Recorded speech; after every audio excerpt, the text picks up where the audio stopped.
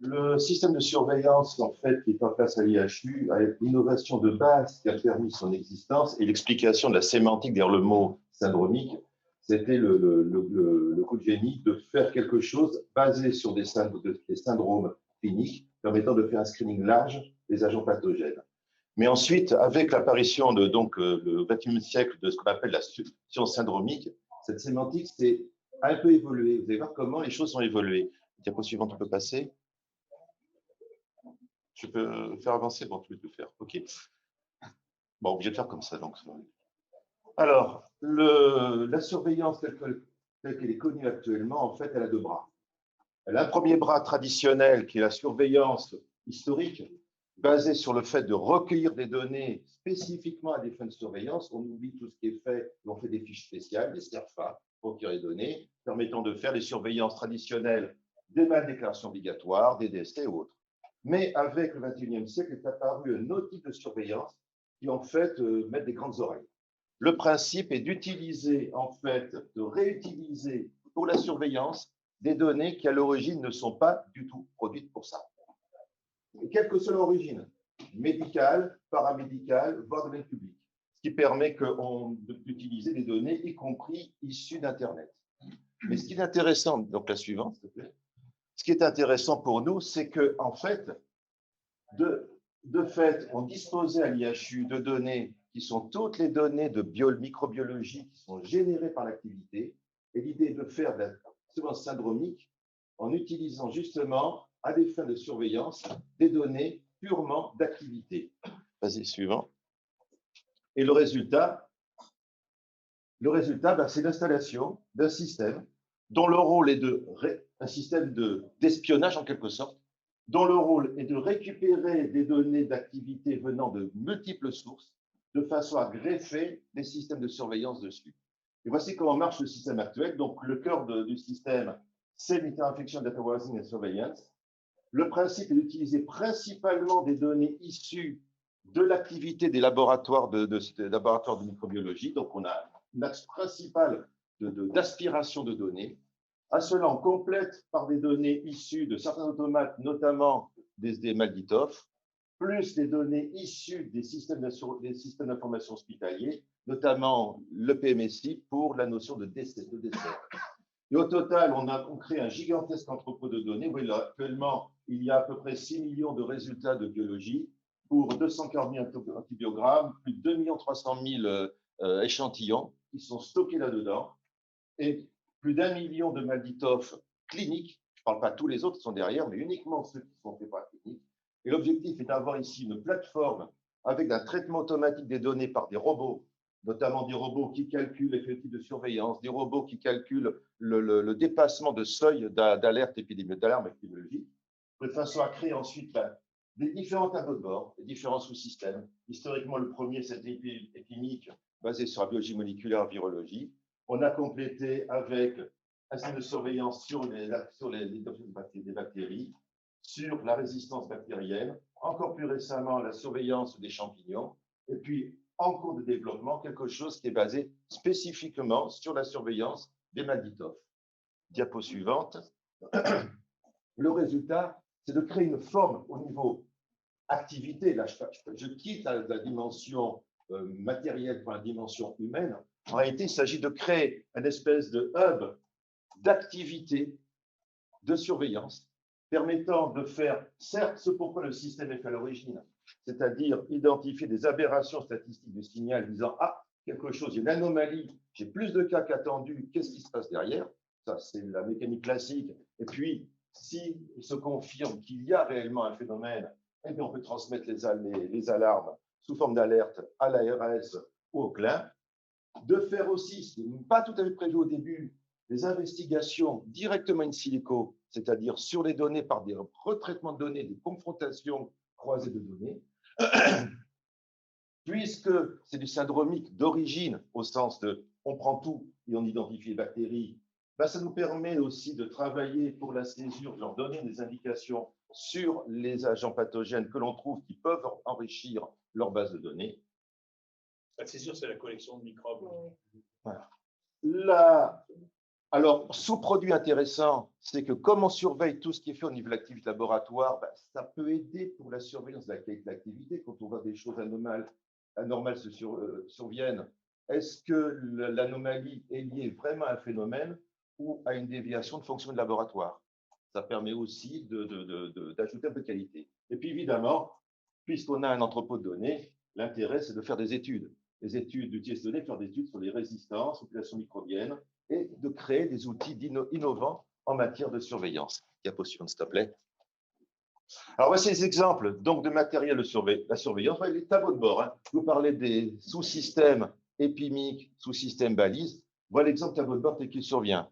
C'est directement issu des travaux dans au système de santé des armées.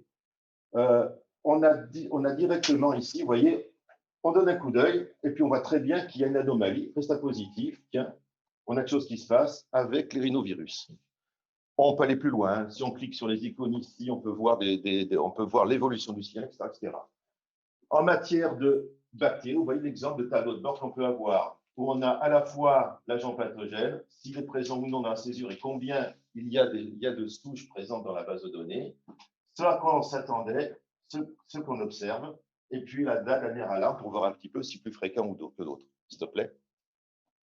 Du coup, quand je parlais d'investigation in silico, voilà par exemple dans Balise, le premier niveau d'investigation qu'on peut faire. On fait un staff tous les mardis matins, on clique sur le bouton à côté et on a ça qui apparaît directement à l'écran.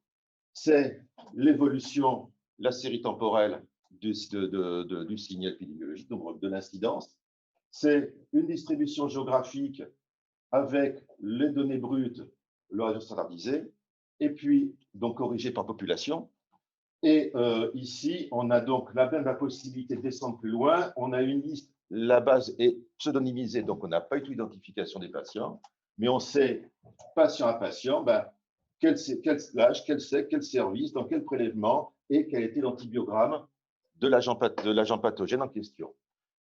Pour ce qui est de, voilà l'exemple tableau de bord de ce qui est la surveillance des résistances, vous voyez que par exemple, pour Escherichia coli, on a une surveillance en continu des différents phénotypes de résistance qui sont calculés automatiquement par les robots, et ce qui nous permet d'identifier ces taux d'intérêt. Et puis, s'il y a des choses un peu atypiques, donc le système n'arrive pas à classer, le système montre le phénotype donc de résistance. S'il te plaît. Alors, ce système, évidemment, l'avantage, c'est comme on stocke tout, on peut faire. Ça, c'est de ma faute. Bon, je ne touche plus. Comme on stocke tout, on peut donc faire rapidement des automates de traitement derrière. Et notamment là, pour le coronavirus, il était possible rapidement de mettre en place quelque chose faisant différents tableaux de bord, des séries temporelles. Idem, on reprend le module d'une cartographie de la distribution de l'identification.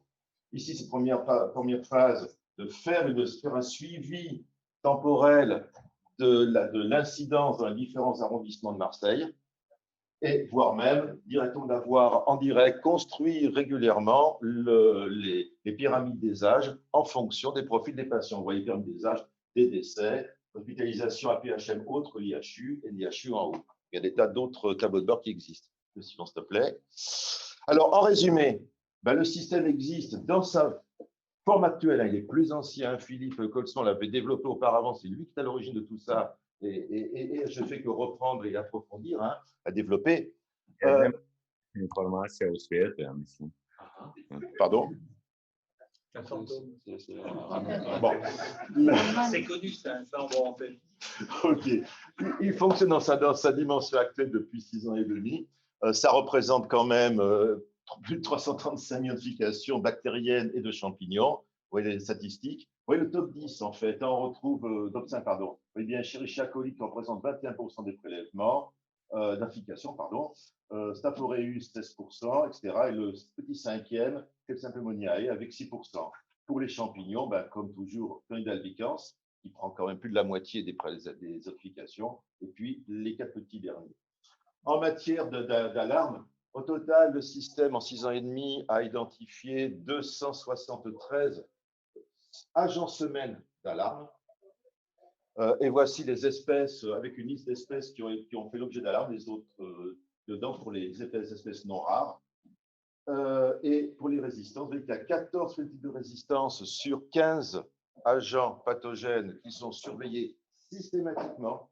Et vous voyez la sortie des antibiogrames. Vous voyez que Escherichia coli, donc 42% de sauvages.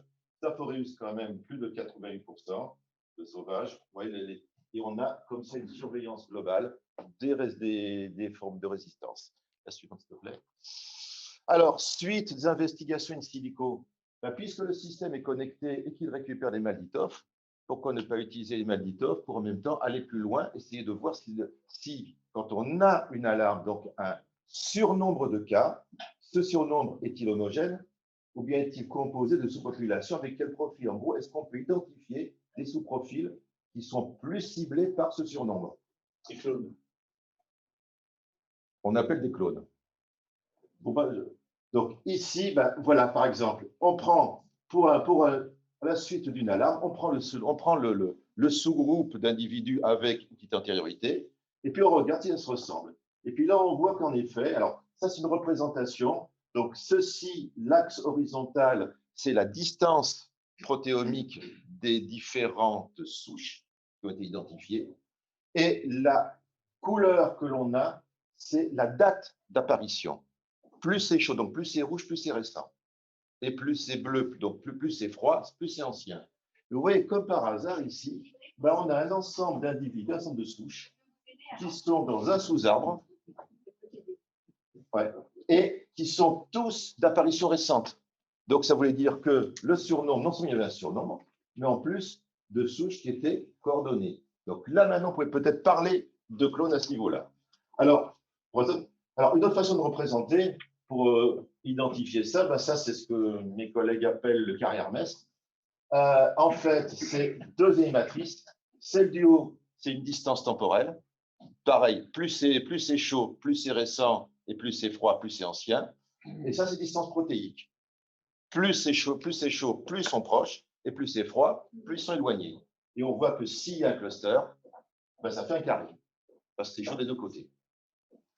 Et ça permet immédiatement de voir s'il y a des choses qui se passent. Il y a lui aussi un petit doute celui-là. Alors, à partir de là, on peut aller plus loin. Aller plus loin, qu'est-ce que ça veut dire? Ça veut dire qu'on identifie un cluster, pourquoi pas le croiser avec ce qu'on a comme signe clinique ou comme information autour. Donc, double classification, protéomique sur les bandits et ici sur les éléments cliniques. Et puis, on voit par exemple qu'ici, on a un cluster assez homogène d'un groupe de couleurs ici, et en plus, c'est aux hémocultures. Oui, ça, directement, on voit des choses apparaître. On peut aller plus loin. Par exemple, ici, on a un cluster ici, mais alors, qu'est-ce qui caractérise dans le protéome? On a peut-être des pics qui sont différents des autres groupes. Si on contraste, oui, on a des outils maintenant qui nous permettent de dire, voilà, si je prends ce cluster par rapport aux autres, j'ai un groupe de pics qui est distinct des autres, qui sont discriminants.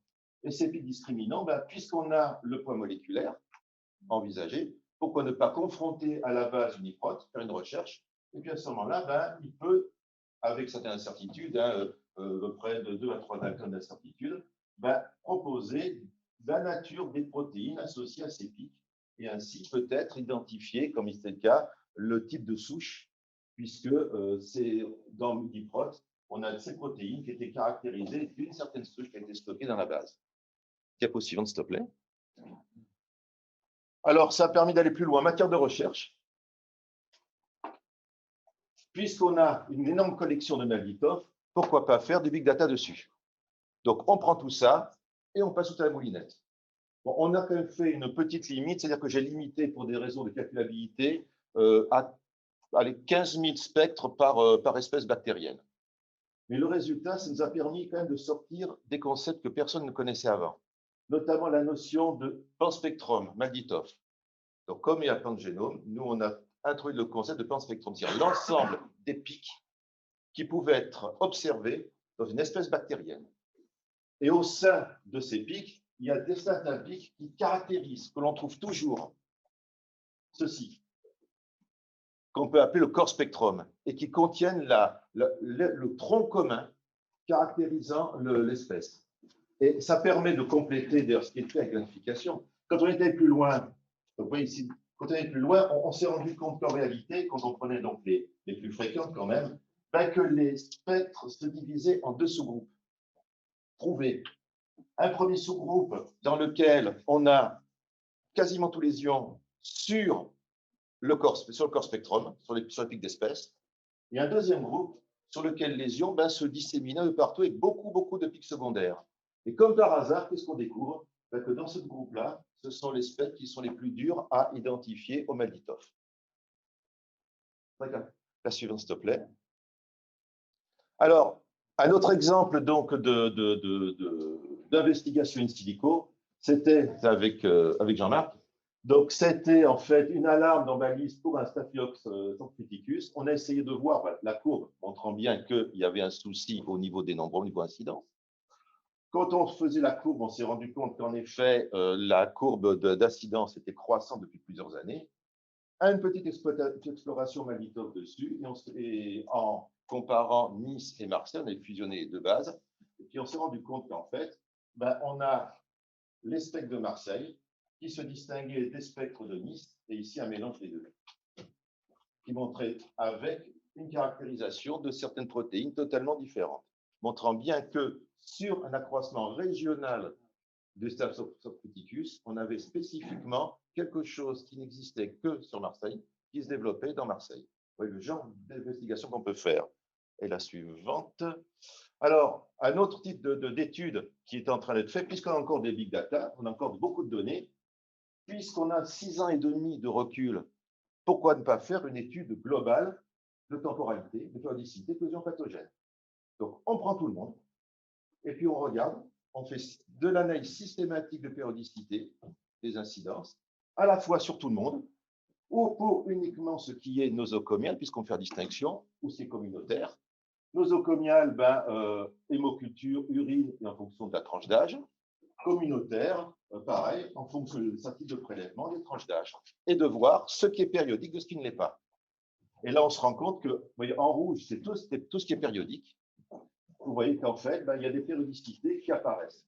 Alors, pour aller plus loin, on montre qu'on est périodique, on utilise d'autres méthodes. Alors ça, c'est des méthodes d'analyse temporelle. Les dernières qui sont mises au point sont sophistiquées. Et ce qu'on a utilisé aussi, c'est des ondelettes. Une autre façon d'analyser qui va nous montrer que ici, pour Staph aureus, uniquement infection respiratoire communautaire, on se rend compte qu'il y a une périodicité à 1 an. Et l'analyse nous montre que cette périodicité, en effet, elle existe. Et en plus que la phase, c'est-à-dire le pic, est en semaine 6 de l'année. Donc, oui, ça, c'est systématique. On balance à la machine, elle nous sort tout le résultat en masse. Et là, par exemple, périodicité, oui, là, il nous montrait qu'il y avait une autre périodicité qui existait une demi-année. En effet, on se rend compte qu'il y avait un petit pic ici et là, qui pouvait nous perturber et à exploiter aussi. Oui, c'est vraiment des outils permettant d'analyser en masse les données qui vont donner des résultats. Donc ça, c'est en cours de sortie. Et puis c'est tout. Voilà. Je vais aller vite.